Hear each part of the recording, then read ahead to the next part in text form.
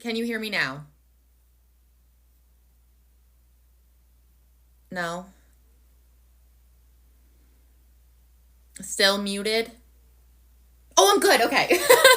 I'm like, why does that keep happening? I must be like randomly connecting on my Bluetooth or something. I have to figure that out though, because it's really frustrating. And now I'm paranoid every time I come on. And the one time I'm not paranoid, you guys can't hear me. Okay, that was so nerve wracking. Whew, thank you for letting me know, Spooky. And Kat, hello. Yeah, you can hear me. Okay. I am excited to be diving into One Golden Summer again, giving ourselves just a few moments to let everyone come on. This was something, you guys. I'm assuming we all finished the book so far. Spooky Cat, did you guys finish this? Yes. Okay. Yay. Belle, welcome. You guys, I'm so excited to talk about this. Okay. I'm just going to give us all just like one more minute to settle in, make sure everyone has the chance to come on. But actually, let's just start this off tonight with just talking in general how we felt about this book. So, I don't know, let me know too, you guys, who read Every Summer After. It turns out I did read it, which I didn't know that they were, I knew that they were connected, but I didn't realize how much. And my favorite part was that, like, you didn't need to, I would never pick a book that you had to read the first one first. Like, that wouldn't be fair. So when I was doing my research, I didn't quite realize the connection. Spooky said that you didn't read it, but you know who it is about. Guys, do you want to hear the worst part about all of this? I read Every Summer After, and I literally had no memory of the book. It wasn't until I remember one of you guys, Andy, had mentioned the Every Summer After book. And so I actually went and I grabbed it. Right? It happens. Yes, it happens so often. I have a really hard time after a certain amount of like time passes remembering. And then I picked it up on my bookshelf. It's literally sitting right in front of me right now over there. And I was flipping through going, oh my gosh, I remember this book. And so in that book, I won't give any, like, obviously, like, if you read this one, it's kind of spoiled. It's pretty much spoiled for you now. But I personally liked this one way more. So, okay. Spooky said that she also reads interconnected series out of order depending on which one you want to read first. Okay, that's really funny because I am someone who I have to always start at the beginning. Whether it's a TV series, a movie series, I always have to start at the beginning. So I did just want to mention that, like, it is okay if you didn't read Every Summer After. I would never pick a book where you had to. But if you ever wanted to go back and read it, you definitely can. I just thought that this one was actually so much better. Yes. In order, right? There's something about it.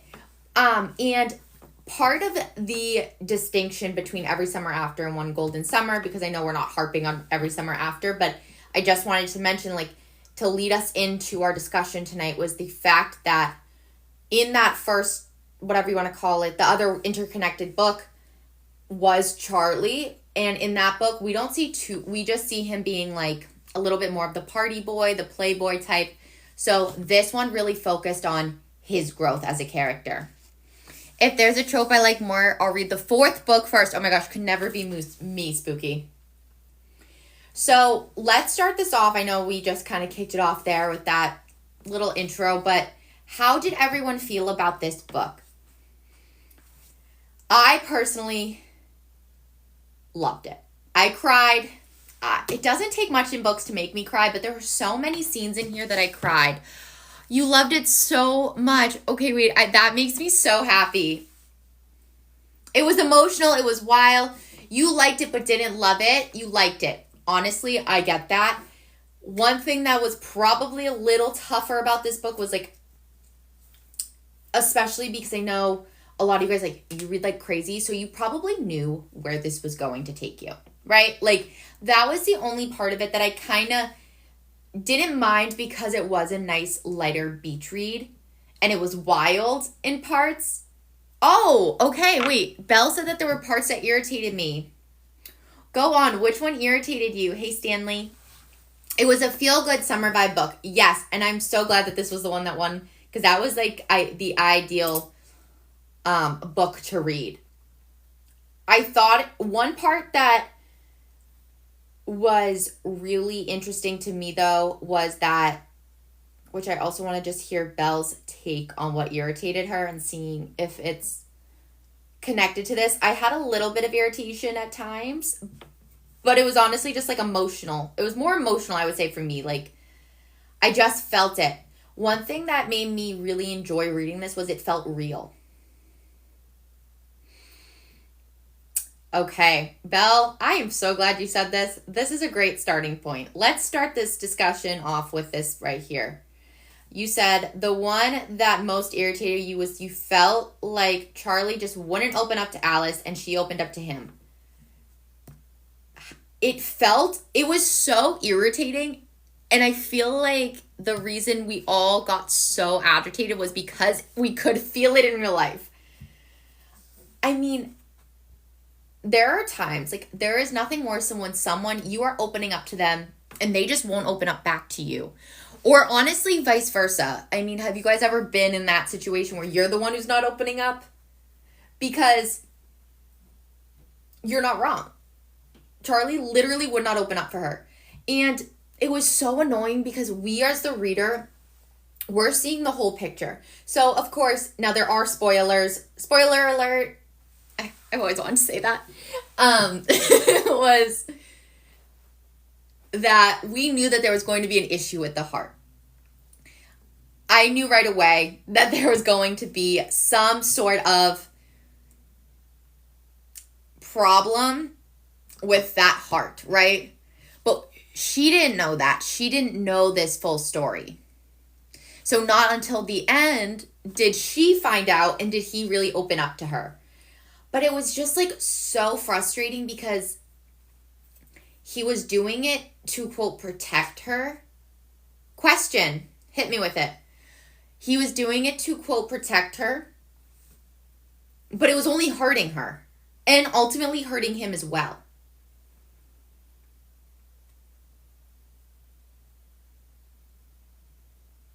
Okay. You guys know when someone asks you a question, you get a little nervous? That was my take, but you love how she found herself in the process. How do you think she really found herself? Oh, so I got this no, that's such a good question. Sonia asked, what is that light on the shelf? So, I'm so glad you asked. This is our official sign. I don't want it to fall. This is our official One More Chapter Book Club sign. So it's just a cute acrylic sign. Yeah, right? I was really excited. So when we did the full rebrand of our book club, we went full out.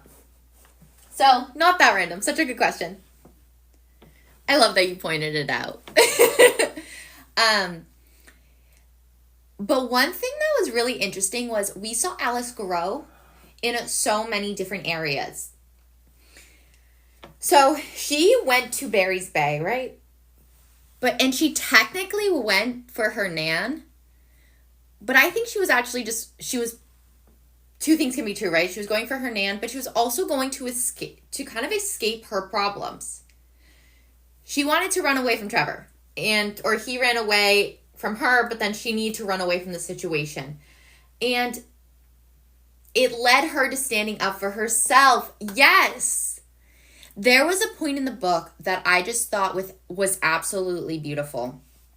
And we saw her develop starting with the photo shoot where she enters, it's like her first week at the lake, and she's doing that campaign for the photos, and everything comes full circle, but she starts by being able to tell the photographer, no, I don't want you, when I signed up for this project, you told me I don't need to edit these photos to make these women look anything but themselves. Come to find out, that wasn't the case.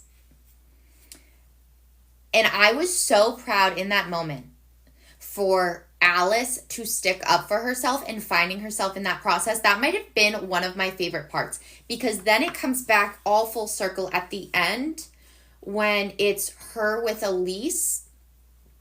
And Elise is like, wait, I'm so proud of you. It's about time you said no to me.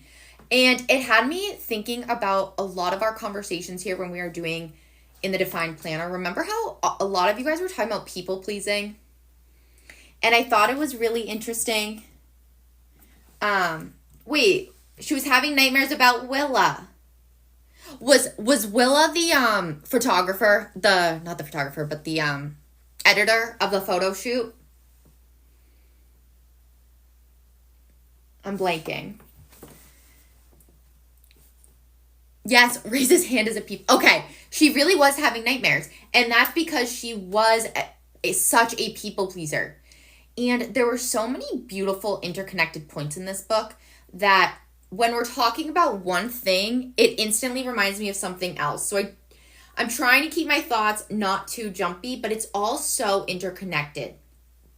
And so we have Alice, who is this people pleaser, who comes to the lake and instantly wants to help her Nana, which is beautiful because, like Charlie said, that's her love language. But she also wants it to be pulling, like she wants someone to also know what she needs. Like, don't we all need that sometimes? Yes. But when it's your love language, it's also so important. And that is how but she sees her value as being able to help others. And it's interesting because we see it come together with her mom. Yes, her life changed because of the yellow boat, and who owned it? The love of her life. Which, do you think it was specifically yellow because of, like, it was yellow when this whole, like, originally started, but I do wonder if that also connected the golden summer, because we see at the end of the book how, or even in the beginning, the name of that picture was One Golden Summer, right? The boat, the sunset. Honestly, it was just such a full circle moment because guys, wait, hold on. Sorry. I don't want to jump around too much. I'm a little jumpy tonight. I could literally, I don't think I realized coming into this, I was like, what are we going to talk about? Like, I obviously had thoughts, but so much comes up when you talk about it out loud to people. But when she finally revealed the picture, thank goodness. I thought we were going to have to wait so much longer for her to reveal the picture to Charlie. I wasn't expecting it to come so fast, which I'm actually happy about. That was one pleasant surprise to me because I didn't want to have to wait the full book just for her to reveal it, because I don't know about you, but I did think that it was going to be one of those things where when they, like, broke up, I don't know if you can call it break up if they were never technically together, but like one of those things where it was like, you were in the picture, like, you know, like a movie. So I was really thrilled when we didn't have to wait for it. Yes, I'm so glad it wasn't drawn out, because when she showed it to him, my heart stopped. You hate third act breakups. They're such a mixed feeling, which we can get to. When she showed him that photo and he said, wait, I've seen that before. Guys, did your jaw drop? Did you expect that? Because I did not. I didn't expect him to have seen it in a building.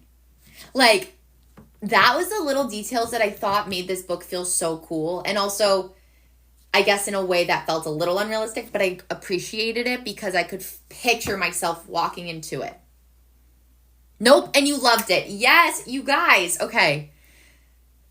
I don't know. That was one of my favorite scenes in the book because I thought it was such a sweet moment that they were connected. I guess it's like that is it like that invisible string theory? It was a feel-good feelings. Yes. And as this was happening, we get to come back. Yeah, invisible. Okay. It was such an amazing concept. I was trying to, like, think about this for a second because there is so much connection in all of these worlds. Maybe it's a good You know what? That is a great question. That is such a good point. Spooky said, and maybe it's a good thing they didn't know each other when she was 17. I actually agree with that. What was interesting was that you have Charlie and you have Alice, who in another timeline, maybe they knew each other, but they didn't. But at the same time, we have a parallel with Percy and Sam, who they did know each other growing up. So it's interesting to see these two brothers have parallel situations, only one didn't get to meet the person until later. And I think that it's a good thing as well, because they were two different people back then. And I am such a believer that you meet people at a certain time, for a reason, for a season. And there was a quote that Nan said, and she said,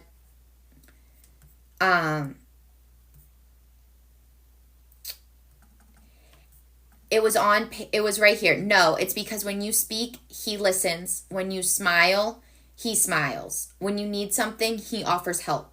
When you give him something, he thanks you. Your peas and carrots. I think you found yourself a lifelong friend. And I think that was such a amazing, just one sentence or a couple on the beauty of the two of them together. Yes. And there is something so special about when you see two people and you just know. And for Alice, she saw the world through her camera. That was kind of how she made sense of the world, right? But she never wanted to be behind the camera, or in front of the camera, excuse me. And so she was trying to make sense of the world behind the lens, but she could never really see herself in the photo. And so that line right there revealed you found yourself a lifelong friend, aka you found yourself someone who you should never let go of. And no matter how hard he's gonna push back, I want you to keep fighting for him. And I just thought that was such a beautiful addition to the storyline, was the Nan part of it all. Because we need to talk about Nan and Charlie and their friendship, because they also had a friendship, which it made me so emotional just thinking about it. Like, he was so good to her. Yes. And at the same time, I think that she was really good to him. Because what I like too, and something that Alice mentioned. Oh, interesting. Belle said you thought it was odd at first. I can see that. Wait, can you elaborate a little more? I think it was odd at first, but I feel like Nan had this instinct of, I need to help get this kid in because he's going to be good for my granddaughter. I think she wanted her to let loose a little bit, because she kept saying, good things happen at the lake, and she wanted something good to happen for her granddaughter. And I think she saw that he was it, and if she leaned in, maybe he would too, or she would too. Oh my gosh, stop. Belle! No, we can't go there. Belle said, I just didn't know if there was a different storyline there or what. Fair. You know what? A part of me thought that maybe there would be some revelation that they knew each other a long time ago and they were really close. Oh, okay. More of the, okay. Belle said not that. You know what? Did you mean back in the day, maybe they had some connection, they had that extra... Yes, okay. Wait, fair. Spooky and I went one direction, but we're going to bring it back to the direction I think you meant. Yes, you didn't understand it, and that's fair. Because I actually don't know if they understood it themselves. A part of me wonders if that was the magic of it. And they kind of felt like similar people in their odd way. Of you had this, I can picture the photograph.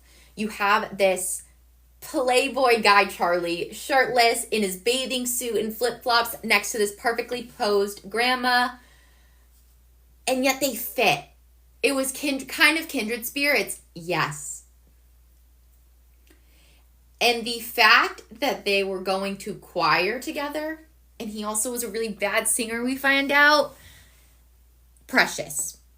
I did think that was an odd a little bit, but I guess it comes back to that fact that John asked Charlie to look out for her. And I think I kind of kept forgetting that even as we're talking about it. And I think that that's ultimately the backstory of it, is that John was like, hey man, can you help me out here? Like, I need to make sure that Nan's okay. Like, just help her out. You know? And so I think that that was a little cute tidbit. That connection also, incredible. I'd be okay with my husband going to choir with my grandma. I would hope so. That would be so cute. It does make me wonder, though, how did you guys feel with the Nan and John situation? Because a part of me got, like, I understood it, right? But a part of me was like, Nan, be with him. Like, I wanted that side story to play out as well, a little more. You were hoping it wouldn't be wait, between her and John? Wait, that's such an interesting take. Belle wanted that too. Oh. Interesting. Can I ask why? Spooky didn't want that to be a thing. A part of me wanted it to be more, like, I wish that they didn't live so far away and they could just be lifelong friends. Continue that. Yeah, I did too. I wanted them to, like, spend the rest of their days together because they had such amazing memories, and it felt like something that would be a beautiful story to, like, find that partnership and companionship. But at the same time, Spooky also thinks it's cool when a boy-girl thing isn't a romantic thing. You know, that's a fair take as well. I totally hear that. Whenever I'm reading, like, a summer romance book, I lean into the romantic part of it all. So I so wanted it to happen. They were such good friends and they shouldn't be alone. I would agree with that. That is also how I felt. So no matter how it, quote, ended up in terms of a romantic situation, I just wanted the two of them to be together. No matter how that looked. Because right now they're too far away. Like, it can't happen. And so I thought it would be, like, a really nice thing to come together with. I also thought when they were making the curtains, my heart just, like, broke. And the fact that they were like, John, who was it, Joyce or John? No. Yes, sorry. John was like, let's paint everything white. And Joyce was like, no, we're not going to paint everything white. When Nan talks to Joyce, my heart melts. I think that was the one that I kept tearing up. Whenever. It didn't matter if she was, like, making fun of something. I just, like, teared up and I felt my eyes swelling. And I couldn't handle it. Because it also came back to this idea of, like, we have Alice, who is rediscovering herself, and we have Nan, who in a way is trying to rediscover herself, but at such a different point in life. I mean, she had a hip surgery, and everything changed. And she didn't like that change, and I can't say I blame her. Alice got out of this relationship, and to hear him say, were you ever really, like, I can't make you happy. Where does that leave her? And then the two of them together, but individually, have to come through this. It's an interesting parallel dynamic in terms of age and rediscovery. And it's also a little scary to think about in a way of that it's something that people, like us as humans, just don't want to think about. So that's another interesting take on it too, you know? But with Joy, like, can you just picture them? Nan, Joyce, John, and I'm blanking on Nan's husband's name. What was her husband's name? I can't remember. But with they all in the kitchen and enjoying themselves. And then when Nan and Alice do the curtains.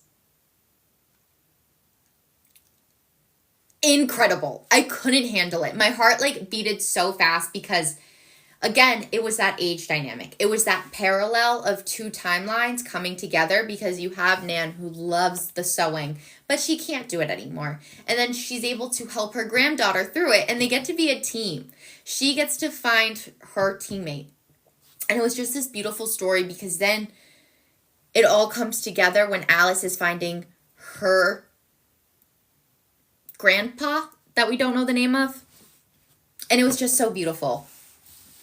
You loved all the generational stuff too. It was emotional because especially when it came then to the mom. The mom. I had mixed feelings. So I guess I wanted to talk a little bit with you all about how we felt with that family relationship because, oh my gosh, we haven't even talked about Heather and Bennett. Oh my gosh, the Bennett scene. You guys. When Bennett came to the lake. You get why she did it, but what? Yes. I got it. And I get why we were supposed to see it that way in terms of the mom and Alice and how they're supposed to, like, similar. But a part of me just, like, couldn't wrap my head around it enough. I get it, but I didn't get it, you know? But I guess maybe that's the reality portion that was able to keep this book keeping us grounded, you know? Because we're not going to like every single part. Life, we don't like every single part, you know? You think you're there too. Okay. It was in the end when the mom really sits down. The mom flew in because Nan told her to. And we see her mom not wanting to call Alice because she's afraid that she's being a burden. But then Alice doesn't want to do it in return because she feels like she is being a burden, which was very complicated. You were upset with the twins missing her B-Day. I was furious. I was so annoyed. And the fact that Heather had that case and, quote, Bennett couldn't come, and Charlie even offered to pick up Bennett. Like, it broke my heart. You had one job, literally one job. And a part of me was like, this is selfish, you know? But then at the same time, why didn't you wanted to shake Alice and be like, tell them that you want them there? Even though I wouldn't tell them I wanted them there, I wanted her to. You know what I mean? It's that tough situation. But then she got the sour cream cake.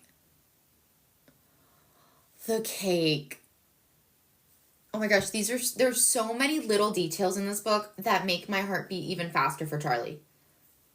The cake and the pierogies. Oh my gosh, the pierogies, you guys. I love Charlie. It's like he's so infuriating and he's charming and he says the last thing you want to hear but also the right thing and you just want to I don't even know. He's infuriating is the word in the best way possible. And I feel like that was another amazing part of this book was the character development because we can see him going from this closed off, I'm cool, I'm too tough, to like the typical, like, oh, I'm emotional too. But then to the, I'm a real person, like not so extreme, if that makes sense. He was just so likable. And part of what I thought made him even more likable was Percy and Sam. Because you get to see that where he comes from. And you get to see him looking at, what was it? David! Thank you, Belle. I knew you would come report back. I was like, she's looking right now. Thank you. David. That doesn't fit. I wish it was a J. Even though I don't know. Do we know Nan's real name? Or is it just Nan? No, Nanette. Right. Okay, so I guess it works. That was my other favorite part. The fact that it's Nanette, but everyone calls her Nan. Home. It just means home. Like, that's my takeaway. This felt like home. And what I think makes it so special was the fact that, so Carley Fortune in Every Summer After, she said that that book was more of like an autobiography-esque, because I guess she did grow up in Barry's Bay. So she lived the lake life, and that is really that story. And so we feel so much heart in this book. This book I felt a little more like connected with. And I also wonder if it has to do with maybe the age of the characters, the stage in their life that they're at. You wanted to move to the lake. I wanted to summer at the lake. Like, have a little cottage there that you can go to. That would be so adorable. If you were to choose where you had your rediscovery, would it be the mountains or would it be the lake? Because those, I feel, are the two spaces where people find themselves. You know, you either summer or you winter. For me, it would definitely be the lake. I like to swim, and that's where I find my peace, is in the sunshine. That is, I can just picture it now. Also love to swim. Yes. And boating. The little boat, right? Oh, so cute. Oh, but the other thing that I thought was really cool about this, just taking a step back, toss up. Okay. Wait, I love this. Belle, you are throwing us for a loop here tonight. In the best way possible. I always like a story. I think it's something I've come to realize more as I'm talking out about different books, was I like a story where I feel the place, where the place is a character. Because in that setting, it reveals so much. I find that when the place is a setting, or is a character, it has the potential to unlock even more character development. Because there's such a contrast. We see two different versions of each of these characters. There's Charlie in the city, and there's Alice in the city. There's Charlie at the lake, and there's Alice at the lake. And so I wonder a little bit about what that tells us, too. Because now does Belle like Charlie? That's a good question. The interesting part about this type of book is, when we think about them all, is it always seems like we are finding people at their best selves when they're not in the midst of the chaos of the city, of life going so fast. And yes, you liked him right away. Okay. I'm glad we can all agree on that.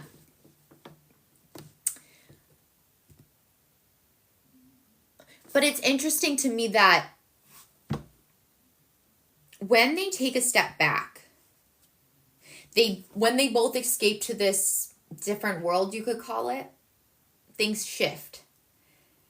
And one thing that always fascinates me is, of course, this idea of all of us slowing down and trying to rediscover who we are. But I wonder if that's possible if you aren't challenged and taken out of your normal environment. So I don't know. I just thought that was an interesting thought after thinking a little more about this character development and the setting, and how our settings have such a big impact on who we are. And maybe there's a reason that people every summer, if you live in a city, have to get, or want to get away if they're able to. Just something to think about. I also wanted to talk about Bennett. I know we quickly mentioned her, Heather Bennett, and like the family dynamic of it all. But I just it was great. I felt like that opened Alice up. Getting out of the city, yes, absolutely. I mean, she says it herself when she was in the boat, I believe it was, because for once in my life, I don't feel like I'm on the sidelines. For once, I'm in the photo. How powerful is that as a photographer, to never be the one who's in it? such a good comparison. But now she could step in front of it. Spooky just had such a good point. She said, oh, wedding people. Bennett was kind of like the stepdaughter. I thought of the boat scene with the funeral. Wait, yes. Oh my gosh, I love that comparison. That's literally it. Oh my gosh, my mind just got blown. Wait. I love that. Because that's so true. Oh my goodness. That was a great point. I didn't even think about that. Wait, I'm so excited. I love that. And they both have, what's interesting is that for one, it would become like more of a daughter, and this one was going to be like I guess, like a daughter too in an interesting way. That was a somewhat sweet, sad moment. Yes. This one felt a little less serious in a good way. That boat scene, it was like, that was honestly probably one of my favorite scenes I've read in a long time. I love that scene. It still stands out to me.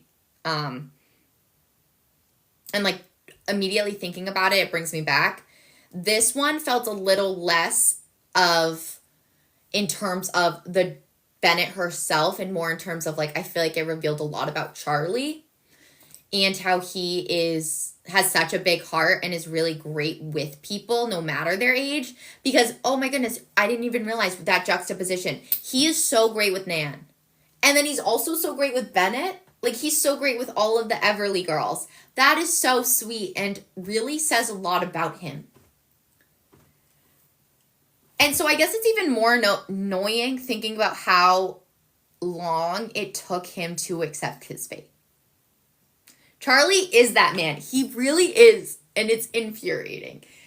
And of course, he has like the coolest apartment in the city. Like, of course, he literally is that man. He's like Spider-Man. Only in the water. But I'm not saying Aquaman because we had that whole discussion earlier and I can't go there. The other thing that there was this one little quote. And it was probably the shortest quote ever.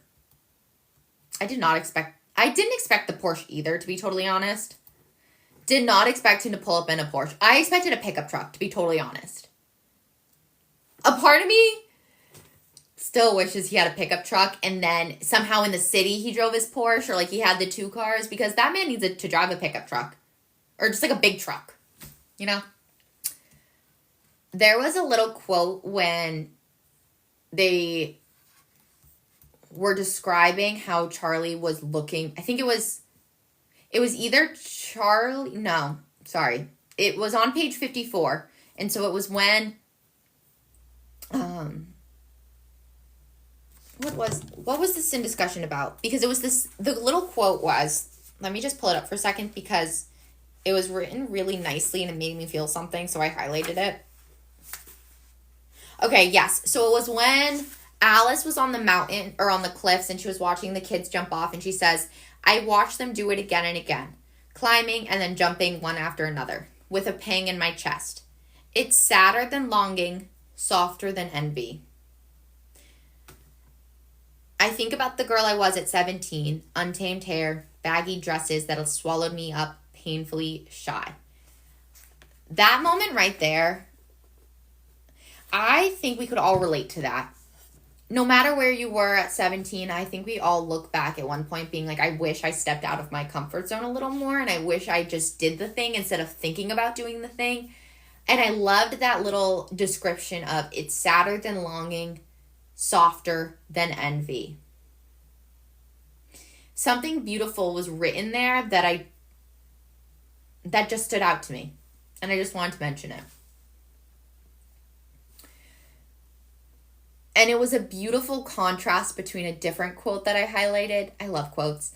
And it was, what's wrong? Charlie asks. I look down at him. I've been smiling too much, I tell him. Charlie's eyes flash with delight. No such thing. So you got that contrast that she was looking at them with longing. And then she's growing into this full version of herself. And she can't stop smiling. How amazing is that? Like, that is just such, I loved that. Did you guys have any standout quotes at all either? Or did you have any favorite scenes?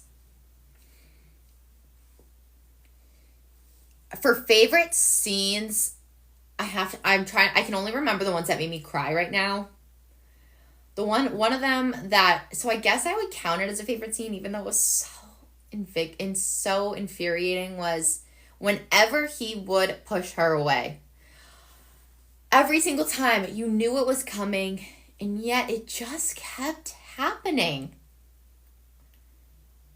I'm trying to think of my other favorite scene was him carrying Nan. I just liked that image. I thought it was hilarious. Spooky, I loved how she made the list and he kept helping her achieve it. Oh, yes. If you guys could add one thing to your summer bucket list, what would it be if you were back in this day? I'm trying to think about hers. Mine probably would have been the jumping. I probably would have wanted to jump off a cliff. In like a nice way. Good things happen at the lake. They really do. Or it would have been to learn how to dive. I can't really dive. And that is one thing that is really hard. I've never been able to. Brave a jet ski? Yes. Oh my gosh. I love that answer. I also part of me loved the fact that like he wasn't really making fun of her.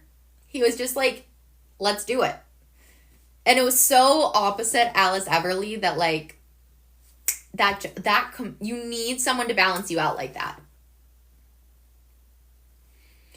Aw, braving a jet ski. So understand. Okay, so our takeaway is that we all love Charlie and we all want Charlie. It was like his bucket list too. Yes. Wait, I love that. It's almost like he was trying to make up a little bit, I feel like, of who he was. You love that? That was hilarious. Oh my gosh. Kat, yes. She said, I loved the low key. I don't know if I can say that on here, so I'm not going to. I cackled. I literally laughed out loud. Oh my gosh.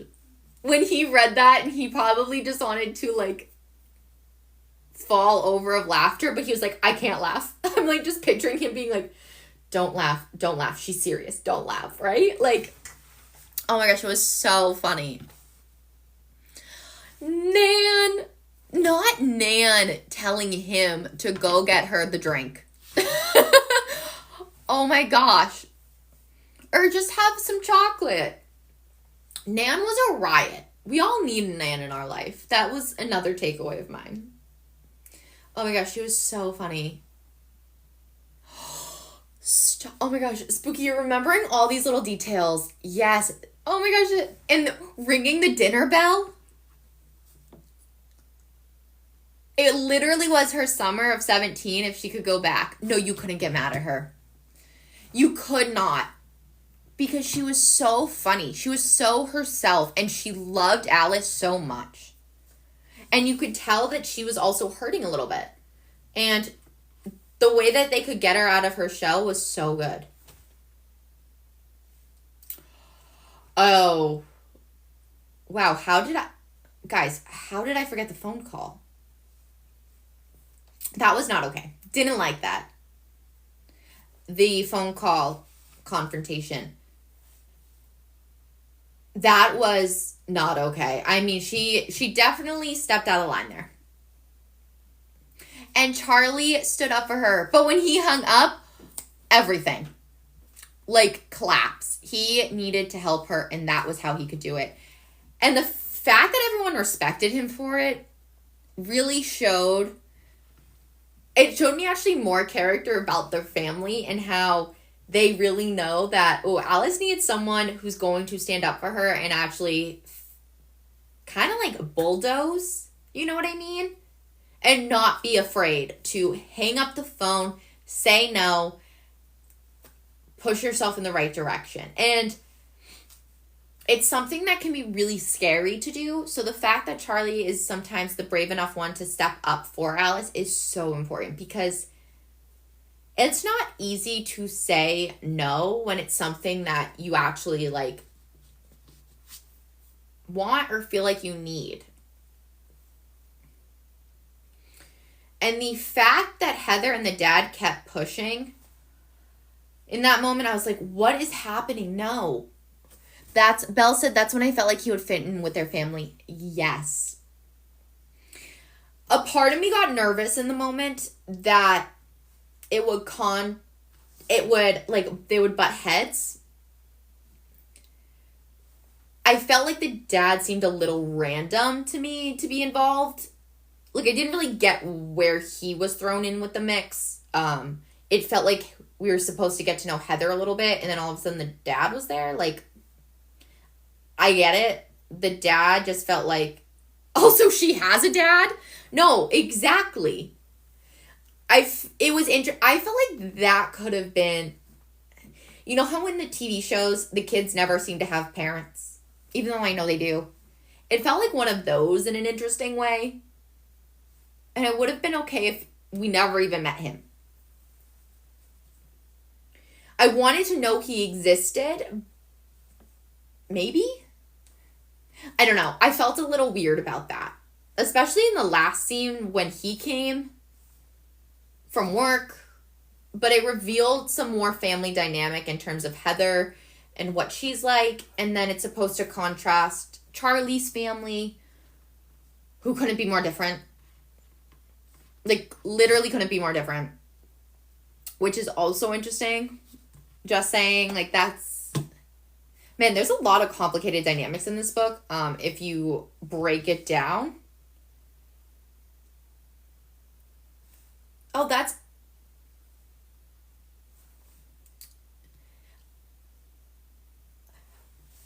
Which is also relatable. You're not wrong, Spooky. It is also relatable. Thinking about it more, though... No, I guess the twins... I was trying to come up with this with the twins. Who... why are their names... Luciana and Lativia? Something like that. Every time I read it, I just basically read the twins, to be honest with you. They were the most annoying characters. I didn't like one thing about them. I like that they showed up, but, like, they were literally not likable at all. Which, I still don't know how to make of it. I wonder if they'll get books. Good question. I lean towards no. I hope not. They were brats. That is a good word for them. They felt like they were just the example of people in Alice's life who just kept taking, and she would just keep giving, and there was never that happy medium. But then in the end, it's supposed to be this happy medium of like, woohoo! We're here. Which, great, you showed up, but, like, couldn't you have showed up at the summer? You could have met Charlie then? Like, a little annoying, if you asked me. Oh, I just spilled, sorry. So interesting. And the other thing that played a main character that I just quickly need to mention was the green dress. I literally, if you told me that they were 16, I would have believed you. The green dress. You guys know the Jonas Brothers when they're like, red dress, red dress. That's what the green dress reminded me of. I loved it. It felt like another main character. And the fact that she got to wear it more than once, I was like, yes, you go, girl. Because how many times do we just get a dress and we only wear it once? And we're like, did we really need to get a dress for one time only? No, you wear that dress. And it really showed how her confidence was building. And I also thought it was interesting how her outfits played such a big role in who she was. In terms of when she was working, she had her hair up in a ponytail. She had her glasses on. I think, was it a turtleneck or something? Like, I just kept picturing, like, this serious business lady. And then to take it down would be such a contrast to her as that individual. Such a cool part that reveals how so much more to us as individuals than we even realize on a daily basis, you know? I thought it was so interesting. I'm trying to think, what was everyone's biggest takeaway from the book? The biggest takeaway. I think my biggest takeaway was that you need to find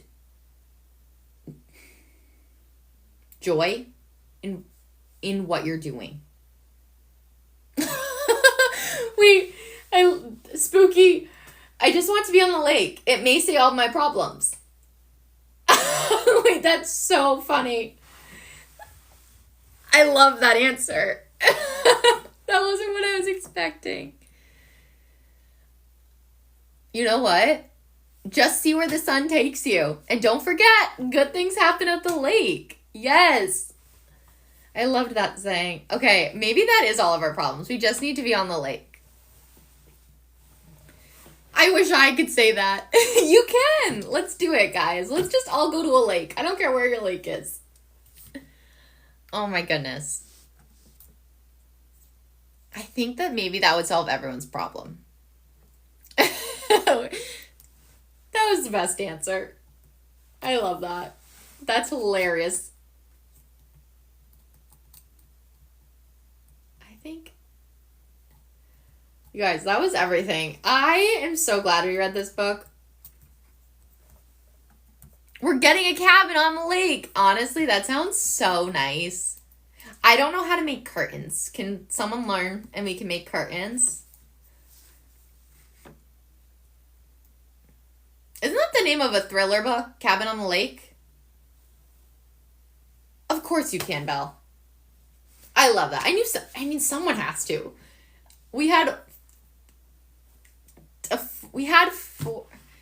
Math. Oh, Cabin in the Woods. Thank you. I'm bringing my sewing machine. I can picture it now. Oh my gosh.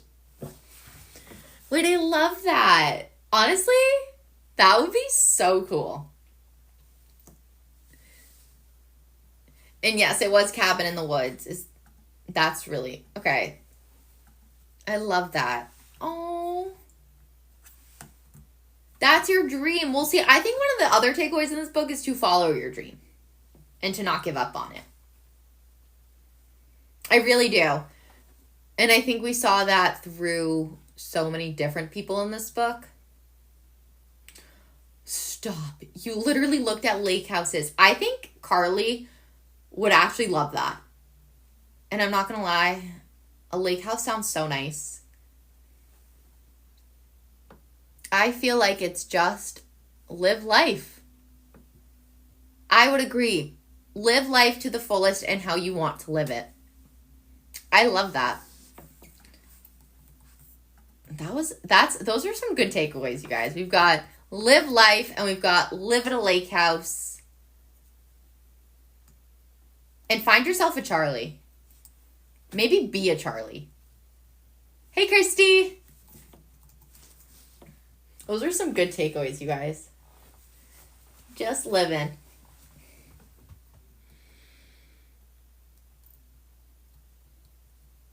Okay, I think that is going to conclude our One More Chapter book club, unless there's any other points of this book that we missed or didn't talk about. Overall, I really loved this book. It's funny how I always think I actually like a book a little more once we talk about it. Like, except for that one book where I came to the realization that I didn't like anyone in the book. This one made me realize I actually like most people except for the twins, because they were the twins. But I really liked this book. And I want to thank you guys. You liked it more than the wedding people. Oh, interesting.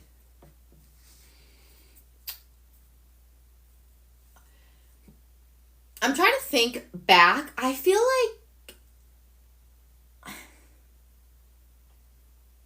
I liked them both. So when it comes to reading sometimes like these types of books, I just like enjoy reading it. And then I kind of I have a hard time sometimes comparing the two in terms of which one I would like better. You liked all the books I've read with us so far. Oh, okay, well, first off, that makes me so happy to hear.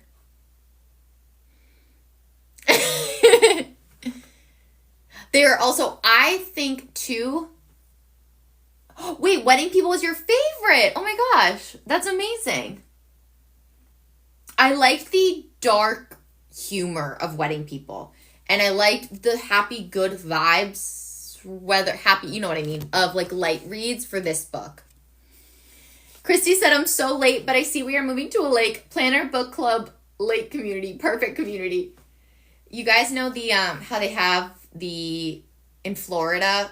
I think it was on here. We were talking about those communities in Florida. I think that's what we need for books and planners.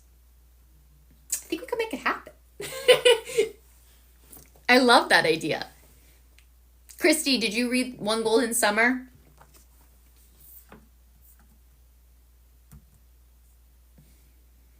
A Little Hobby Home.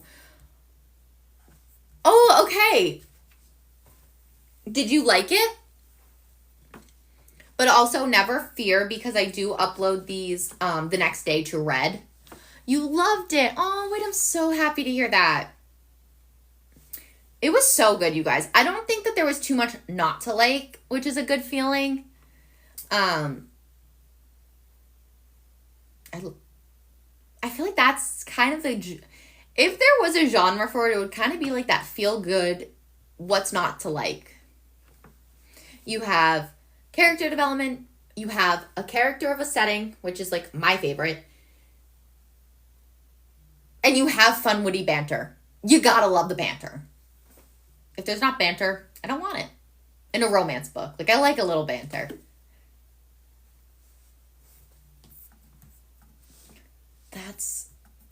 I love that. Oh. This was such a fun discussion, you guys. Thank you guys for always tuning in, for reading our One More Chapter books with us. It truly is the world to me, and I am so grateful for each and every one of us. Belle liked the banter, but started getting impatient. Well, Belle, we know you get impatient when it comes to life. So I think that maybe this is our learning point. We gotta be patient. Just kidding. You don't have to be patient at all. It makes you want to throw your head at the window. But I'm only laughing because I remember one day that you were talking about how you're impatient. And so I agree. Spooky likes to chase and gets bored when they get together too fast. It's like cat and mouse. So then that would make... Oh.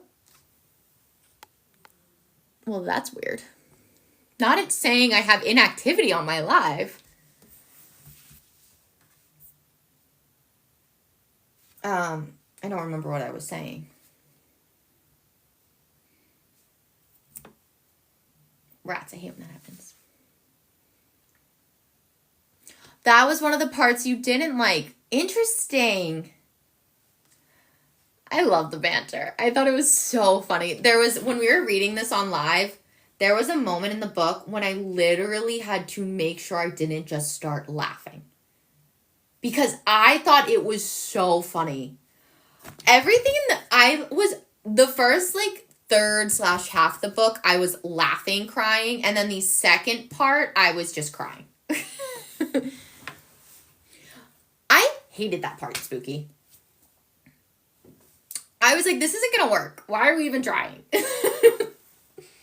But it was a good segue point.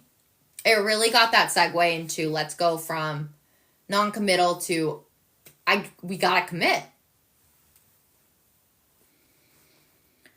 Did it?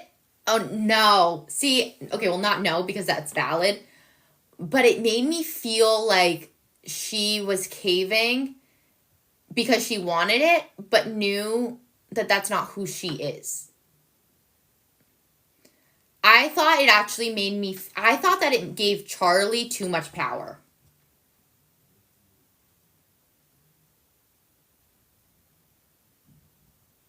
No. There's no right or wrong at all. I just, like, could feel the way that, like, it, because Alice already had too many feelings. Can't blame the girl. I mean, like, how would you not fall for him? And he wasn't going to commit, but he wanted the milk and eat it too. No, the cake and eat it too. I didn't think it was fair for either one of them. Honestly, it wasn't at all.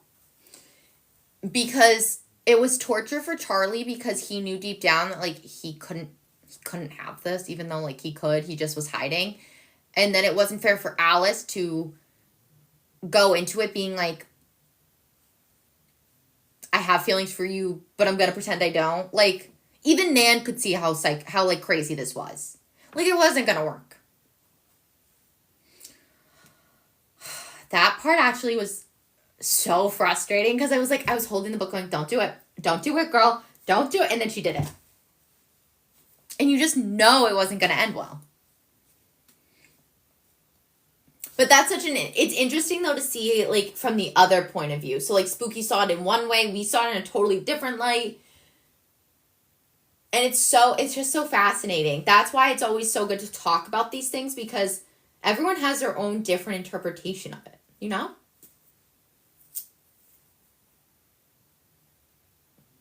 But at the end of the day, I'm just glad that they got together.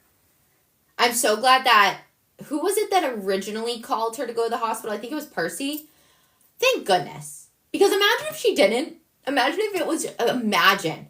You guys, if Percy didn't step in, none of that ending would have happened. Because they met at the swim. What are the odds, though, that they did meet at the public pool? That part I was a little like, there's no way. There's no way. Like, do people still... Like, I didn't picture Percy. I'm so glad. Ugh. It made it come full circle. Where would we be without them? You know?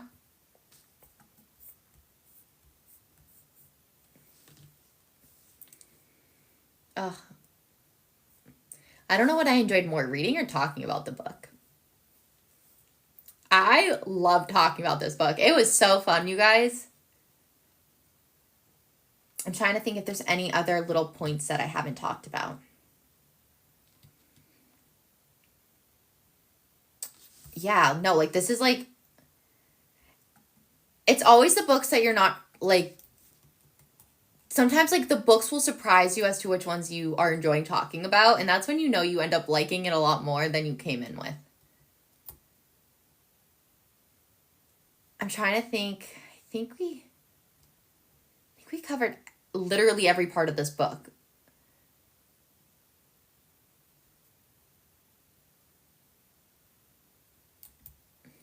Me too. Wait, I love to hear that. Oh, the last quote I wanted to share was from Nan. And it was a little bit more of an emotional one, but I think it's a really great one. I'm lucky to have so much past, so many memories. It's a gift to age. And I thought that was a beautiful way to put a happy ending on a sad topic.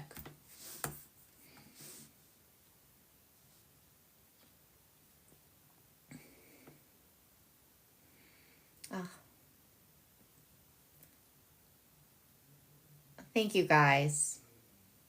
This was such a great discussion, and I appreciate you all for tuning in. Like, this was everything. We learned a lot. We laughed a lot. And luckily we didn't cry. Only when reading it. And thank you guys for always tuning in. I earned my age. That's beautiful. I love that. It's something to not shy away from. It's something to embrace. And it's hard because there's a lot of mixed emotions with it, but there's beauty in it too.